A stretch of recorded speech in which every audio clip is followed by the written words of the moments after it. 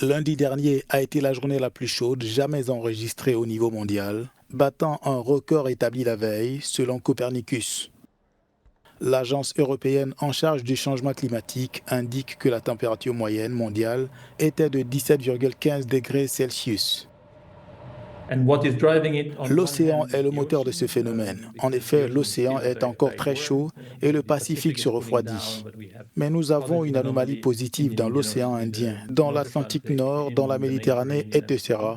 Et surtout ce qui se passe dans l'Antarctique.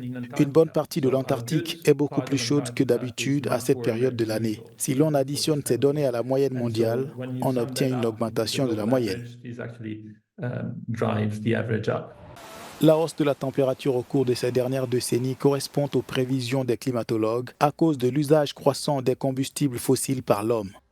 Il est utile de comprendre l'ampleur de la rapidité des réchauffements climatiques. Mais en fin de compte, ce n'est pas la température moyenne mondiale qui nous fait souffrir. C'est en réalité ce qui se passe dans notre jardin et dans nos rivières, nos montagnes, et j'en passe. Les spécialistes estiment que lundi a connu un seuil de chaleur inédit depuis 120 000 ans.